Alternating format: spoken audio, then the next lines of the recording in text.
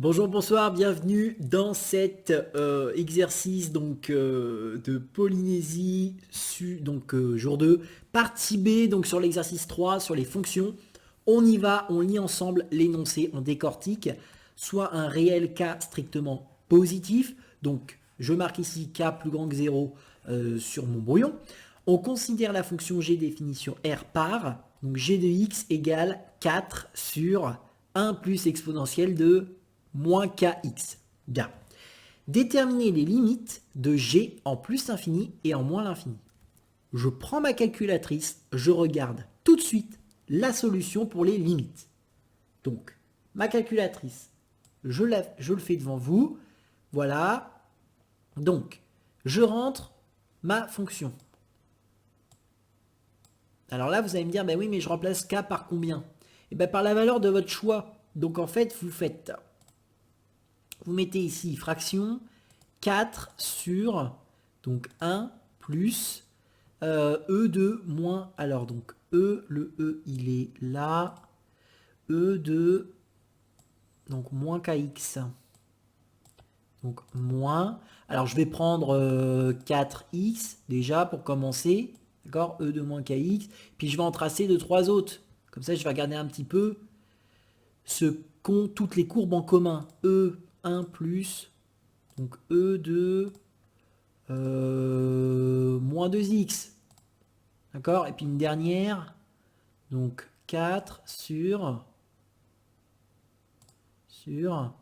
1 plus E de moins allez, moins 9x. Pourquoi pas? Et je trace. Voilà. Alors là, qu'est-ce que je vois? Déjà, la fenêtre, elle n'est pas bien réglée. Donc, fenêtre. Je vais me mettre, alors d'après ce que je vois ici, je vais plutôt réduire les Y, parce que là, je vais réduire les Y. Donc, fenêtre, Y minimum, je vais mettre moins 10. Et puis Y maximum, je vais mettre 10. Ah, là, je vois beaucoup mieux les choses. Voilà, donc là, je commence à voir un petit peu la différence entre les courbes. Puis ensuite, je vais faire un petit zoom cadre. Donc, zoom cadre.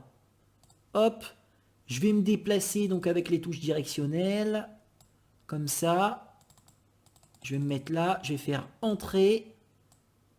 Et puis hop, je monte comme ça, et puis je vais faire un cadre. Voilà, comme ça je vois bien ce qui se passe. Bon endroit. Et voilà, là je vois les choses. Donc j'ai tracé donc 3 courbes avec 3 valeurs de k donc positives. Et là, qu'est-ce que je peux voir? Je peux voir que plus je vais vers la gauche, plus les valeurs semblent se rapprocher autour de y égale 0. Hein. Donc en fait, on a l'impression que la limite quand x tend vers moins l'infini, c'est 0. Donc on a l'impression qu'on a une asymptote horizontale du coup d'équation y égale 0 au voisinage de moins l'infini. Ça, c'est notre première conjecture. Deuxième conjecture, et bien là ici, qu'est-ce que je vois? Je vois que on atteint, donc je vais me mettre au niveau de là, donc au niveau de la valeur là, et là on voit qu'on se rapproche de 4. Hein. On voit ici au niveau des y 3,89, donc en fait on a l'impression ici qu'il y a aussi donc une asymptote horizontale d'équation y égale 4 au voisinage de plus l'infini. On a l'impression que, voilà, donc on a l'impression qu'en moins l'infini, la limite vaut 0, et en plus l'infini, ça vaut 4. Donc ça, je peux le marquer donc au brouillon. Voilà, je le marque ici. Limite g de x, donc on a l'impression quand x tend vers moins infini, que c'est donc du coup 0. Et lorsque c'est en plus infini, on a l'impression que ça vaut 4. Bon, alors maintenant, on va essayer de démontrer ça par le calcul. Alors, comment on va faire les limites? On a donc un quotient ici. Très bien. Donc, on y va. Donc déjà, on va faire donc la limite de 4. La limite de 4, quand x tend vers moins l'infini, ça vaut 4, puisque c'est un nombre. Hein, c'est une constante, ça reste 4. Ensuite, on va faire la limite de e de moins kx. Alors là, attention, c'est pas e de x, c'est e de quelque chose. D'accord? Donc ça, c'est une composition. Donc on va faire une limite par composition. On va faire la limite de moins kx. quand x tend vers moins l'infini. Alors, là on fait attention, on se rappelle que le k qui est là, il est positif. Donc, ici, x tend vers moins l'infini. Donc là, ça, ce qu'il y a en rouge là, donc moins l'infini, fois une valeur positive, ça reste moins l'infini, mais comme il y a un moins devant, on remultiplie par moins 1, ça devient plus l'infini. Donc la limite de moins kx, c'est plus l'infini. Et c'est là qu'on va utiliser la composition. Donc on pose grand X égale, donc du coup, moins kx. Et je fais maintenant la limite de E de grand X quand grand X tend vers quoi? Eh bien, plus l'infini. Je prends ce qu'il y a là et je le mets là. D'accord? Et donc, du coup, la limite de E de grand X quand X tend vers plus l'infini, bah, c'est plus l'infini. D'accord? On n'oublie pas donc du coup, le plus 1 ici, donc plus 1, donc limite de 1, quand x tend vers moins l'infini, eh bien c'est 1, d'accord? Et donc du coup, ensuite, je vais marquer ici que, donc, par composition, dans un premier temps, on respecte la priorité, ici, par composition, des limites, par composition, la limite de E de moins kx quand x tend vers moins l'infini, du coup, c'est plus l'infini. Pourquoi? Parce que c'est le dernier résultat donc, qui est là que je remets là. D'accord? En revanche, là, ce qu'il y a moins l'infini ici, ici, d'accord? Et donc, c'est ce que je remets ici également. D'accord? Voilà. C'est la limite en moins l'infini. Maintenant, qu'est-ce que je fais? Donc j'ai ici, ensuite je fais par somme avec le 1. Allez, on y va. Petite accolade là qui va bien, par somme. La limite de 1 plus E de moins kx quand x tend vers moins l'infini. Du coup, ça fera, eh bien, plus l'infini. D'accord? Plus l'infini, puisque donc 1 plus l'infini, ça fait bien plus l'infini. Bon. Et ensuite, je fais par quotient. Donc, par quotient, ici, l'accolade qui englobe le 4 et donc le 1 plus e de kx. Donc, par quotient, la limite donc de, comment elle s'appelle cette fonction? G de x. Très bien.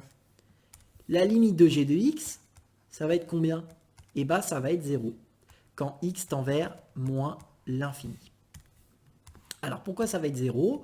Je rappelle que, donc, petit moyen, bon, normalement, j'ai pas le droit d'écrire ça, mais c'est pareil, c'est au brouillon. Quand on a un nombre sur l'infini, en fait, ça devient 0. D'accord? C'est un petit peu ce qu'on a là. En fait, on a 4, on a trouvé 4 pour le numérateur, et puis pour le dénominateur, on a trouvé plus l'infini.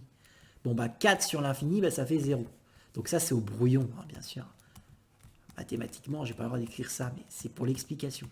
Et à l'inverse, donc là, c'est un petit aparté. Lorsque j'ai un nombre sur 0, ça devient l'infini. D'accord? Donc voilà, des petits moyens de retenir pour les limites. Donc là, on a bien limite de g de x qui vaut 0, comme on avait vu sur la calculatrice. Donc voilà. On se lance maintenant dans la limite donc en plus l'infini cette fois-ci. Donc c'est parti. Alors, je vais donc... je vais tout réécrire. Allez, on y va. Donc, limite de 4, c'est aussi 4. Quand x tend vers plus infini. Donc, en fait, après, ça va être la même chose. Donc, je vais tout réécrire. Limite, ensuite, donc de moins kx. Donc, comme tout à l'heure, quand x tend vers plus l'infini. Du coup, ça fait bien moins l'infini. D'accord? Alors du coup, ça fait moins l'infini. Du coup, ensuite, on pose, comme tout à l'heure, on fait notre composition. Donc c'est E, donc grand X égale moins KX. Voilà. On fait la limite de E de grand X quand grand X tend vers, attention, moins l'infini. Et e de x1, ça fait 0. D'accord? Donc on se rappelle de ça, la limite de l'exponentielle, c'est 0. Ça, c'est du court. Hein. D'accord? Court. Voilà, et enfin, il y aura la limite de 1 qui vaudra 1. Limite de 1 qui vaut 1 quand x tend vers plus infini. Et donc après, comme tout à l'heure, ici nous avons notre composition. Donc par compo, je vais un petit peu plus vite. Par compo, la limite donc de e de moins kx quand x tend vers du coup plus l'infini cette fois-ci, et bien ça fait 0. Et donc du coup par j'ai oublié avant, hop, c'est pas ici, avant il faut faire une petite somme, ici, en bas, par, alors essayez que vos accolades soient bien alignées avec les morceaux, ça c'est sympa pour les correcteurs, donc par somme, la limite de 1 plus e de moins kx quand x tend vers, donc plus l'infini, c'est donc 1 plus 0, 1. Et donc ensuite, on peut faire le quotient. Donc 4 sur 1. Donc 4 sur 1, ça fait 4. Ça tombe plutôt bien. Donc par quotient, c'est ce qu'on avait vu à la calculette. Par quotient, limite de gx du coup, quand x tend vers du coup plus l'infini, c'est 4. Alors, si on vous demandait d'interpréter les résultats, bon, on ne nous le demande pas, mais je vous le marque quand même. La phrase à écrire, hein, pour que ce soit nickel, donc on marque ici CG admet une asymptote, d'accord, horizontale d'équation y égale 4 au voisinage de plus l'infini. Bon. Alors, on ne vous le demande pas tout simplement parce qu'en fait, on a un paramètre k. D'accord? En fait, comme on a un paramètre k, de toute façon, là, on ne vous demande pas ici. Hein, la question, ça aurait été, donc du coup, interpréter graphiquement les résultats. Bon, mais là, on ne vous le demande pas. Donc, bon, je vous donne juste, si dans un autre exercice, vous trouvez ça. D'accord? Comme on a un mélange de l'infini et d'un nombre, hop, il y a une asymptote.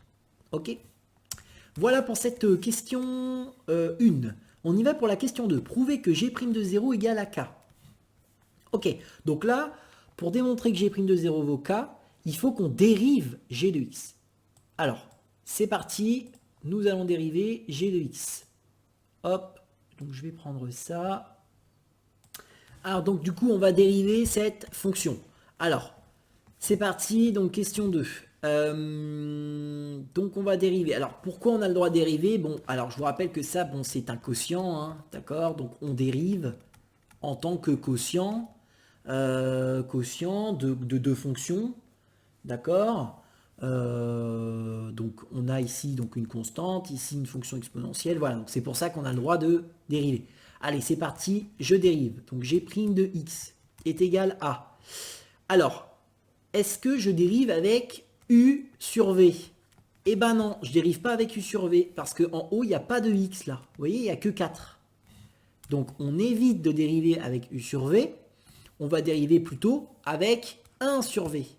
D'accord? Donc la dérivée de 1 sur v, je vous rappelle, c'est moins v' sur v carré. Voilà. Et donc du coup, on va avoir un k qui apparaît aussi. Donc k, en fait, on a dans la formule donc 4 fois u, d'accord? On a k fois u'. Donc, si vous faites la dérivée avec u sur v, là, vous allez quand même trouver le bon résultat. Mais c'est pas ce qu'on veut que vous fassiez. En réalité, on veut que vous fassiez k fois u avec ce u qui vaut 1 sur v. Donc, c'est parti. Donc, je vais dériver. Donc, ça fait du coup. Je vais peut-être écrire g avant. Hop, ça va être mieux. Je réécris g sur ma copie. Donc, g de x égale 4 sur 1 plus e de moins kx. Et donc du coup, en fait, c'est 4 fois 1 sur 1 plus e de moins kx. D'ailleurs, ici, on a une fonction composée. En fait, la dérivée de e de u, ça va être u' de u. Voilà, donc je prépare au brouillon toutes les formules dont je vais avoir besoin. Allez, c'est parti. G' de x. Alors, est-ce que le 4, il est conservé dans ma dérivée? Oui, parce que c'est un k. Vous voyez ici, donc k fois u, c'est k fois u'. Le k, il reste parce qu'il est dans une multiplication. Bien. Donc k fois, et donc après, c'est moins v' sur v carré. Donc moins v'. Alors, ça va faire moins. Voilà, comme ça. Donc moins v'. Alors, la dérivée ici, ça va faire 0 pour la dérivée de 1, plus, donc du coup, moins k exponentielle de moins kx. Pourquoi moins k? Parce que on imagine que k est un nombre positif. Donc du coup, si on avait, par exemple, e de moins 3x, quand je dérive, ça fait moins 3 e de moins 3x. Donc du coup, comme moi j'avais moins kx, ça devient moins k e de moins kx. Le tout sur v carré. Donc 1 plus e de moins kx au carré. Et je ne développe jamais le dénominateur, ce n'est pas utile. Bien. Allez, comment on va simplifier ça? Alors là, qu'est-ce qu'on voit? Bon, déjà, on va donc marquer moins 4, du coup. Moins 4 fois. Moins 4 fois quoi? Alors, bah, moins k, d'accord? E de moins kx, le tout sur, ok? Eh bien, 1 plus e de moins kx au carré. Bien. Puis ensuite, bah, le moins 4, je vais le faire grimper donc, hop, sur eh bien, mon numérateur. Donc ça fait g' de x qui va être égal à, donc, moins par moins, ça fait plus. Donc 4k e de moins kx sur... Et oui, 4k comme l'écran, oui. Voilà, j'avais envie de faire la blague. Sur 1 plus e de moins kx au carré. Voilà. Bon, ça y est, on a notre dérivée, c'est magnifique. Allez hop, on encadre. Sauf que la question, c'était pas ça. La question, c'était de trouver g' de 0. Donc là, on a fait la moitié de la question. Il faut faire g' de 0. G' de 0, c'est... Donc du coup, bah, on va remplacer. Hein. On y va. G' de... Je vais changer de couleur. G' de 0, ça nous donne... Alors, attention, je remplace pas le k par 0, hein, c'est le x que je remplace par 0. Attention, hein. Donc 4k, e de moins k fois 0. Voilà. N'allez pas trop vite, marquez le détail. C'est mieux. Sur 1 plus e de moins k fois 0. Le tout au carré. Du coup, ça me donne g' de 0 égale. Alors, 4k exponentielle de 0, bah, ça fait fois 1. D'accord? Exponentielle de 0. Or, exponentielle de 0 vaut 1. On peut le remarquer. Voilà. 4k fois 1, le tout sur. Donc du coup, oh, je vais faire une étape en plus quand même. C'est mieux. E de 0 sur 1 plus E de 0 au carré. N'hésitez pas, voilà, n'hésitez pas à détailler sur votre copie. Voilà, on détaille. On prend le temps, vous avez 4 heures d'épreuve, vous avez le temps. Donc 4k fois 0, donc ça fait 4k, donc je marque or, E de 0 vaut 1, E de 0 vaut 1, 4k, le tout sur 4k l'écran, sur 1 plus 1 au carré, donc du coup ça fait 4k sur 2 au carré, 4, et donc on retrouve bien k. C'est magnifique.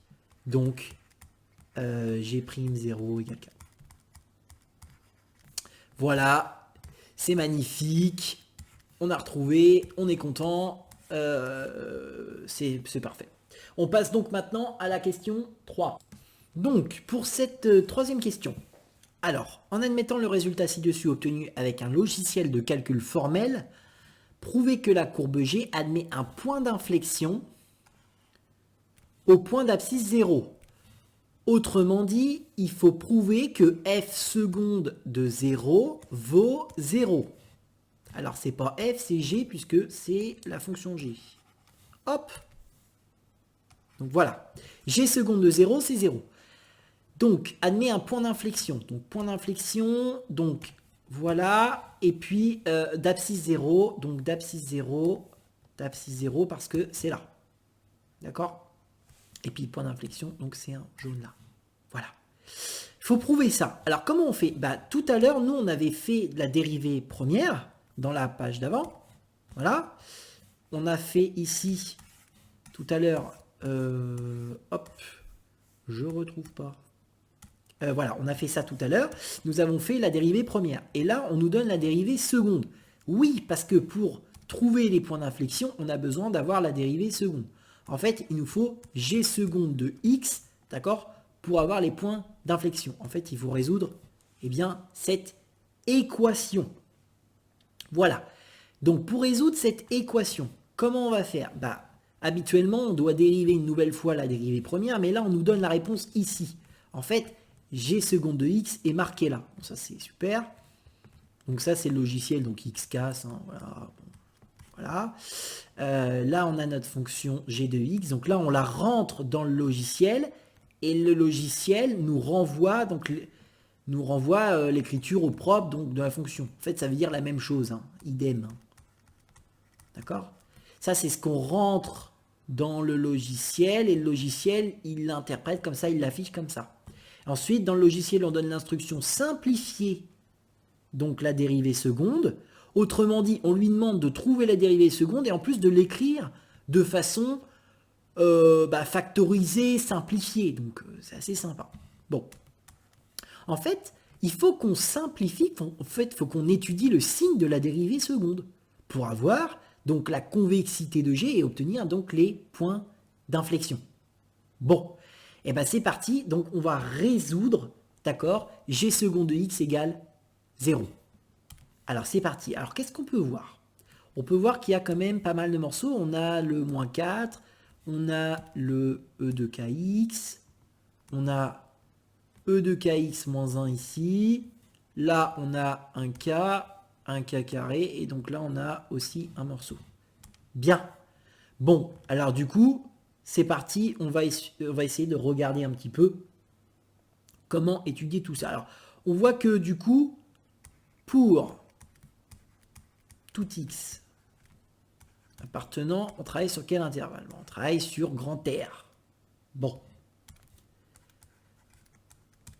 Qu'est-ce qu'on a? On a du coup moins 4, d'accord, qui est inférieur strict à 0. Ça, il n'y a pas de difficulté. Ensuite, on a moins, donc, e de kx, ça c'est une exponentielle de quelque chose, c'est toujours strictement supérieur à 0. Donc ça aussi, c'est plutôt tranquille. Ensuite, nous avons e de kx moins 1, alors, qui est égal à 0 quand e de kx est égal à 1. Sauf que e de kx qui vaut 1, bah c'est la même chose que e de 0. 1 c'est e de 0. Et comme la fonction exponentielle est strictement croissante, j'ai le droit d'enlever les e de chaque côté. Je me retrouve avec kx est égal à 0. D'accord? Et donc kx égale 0, ça fait bien x égale 0. Donc là, j'ai trouvé déjà quelque chose. Ensuite, k au carré. Bon, bah c'est tout le temps positif également. Et e de kx plus 1 au cube, e de kx plus 1 au cube, c'est aussi tout le temps positif. Donc, donc je vais marquer k au carré plus grand que 0. D'accord? Puisque k est un nombre entier positif. Un nombre réel, pardon. Et e de kx plus 1 au cube. Et e de kx plus 1 au cube, bah, c'est aussi strictement plus grand que 0. D'accord? Donc finalement, en faisant une petite étude de signes pour chaque morceau, eh ben, je me rends compte que finalement, eh ben, ici, j'ai x égale 0.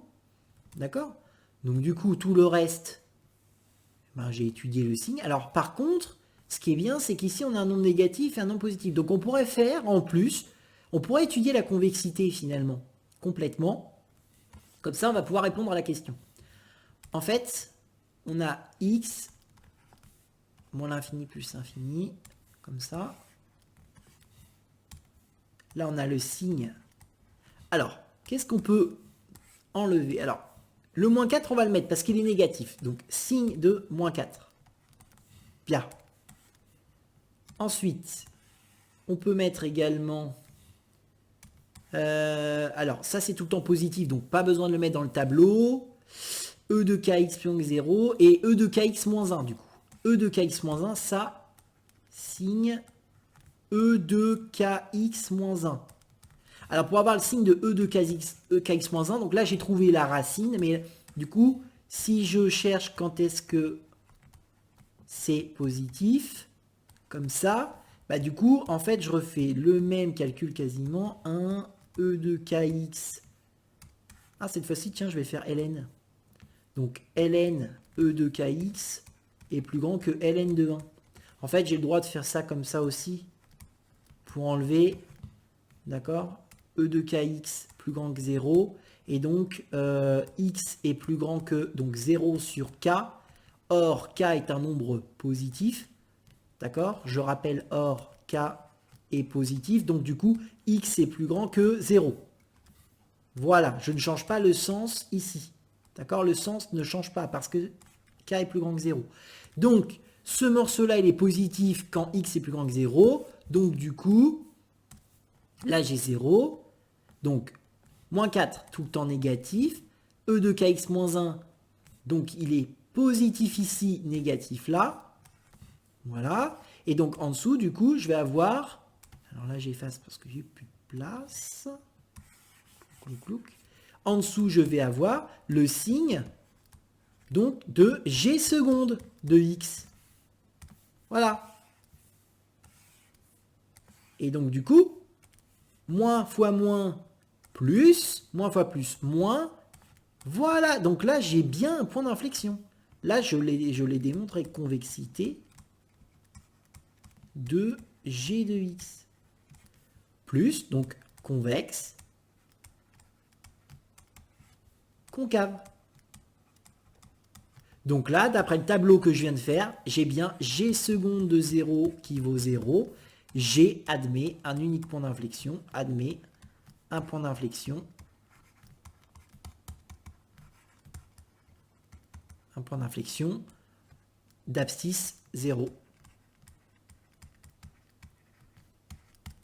Voilà, donc comment faire pour démontrer. Moi, je vous conseille de faire un petit tableau, voilà. Et donc, on a vu, voilà, donc en fait, ce qui comptait, donc c'était le moins 4 et ce morceau-là, d'accord, pour faire donc la convexité. Voilà pour cet exercice.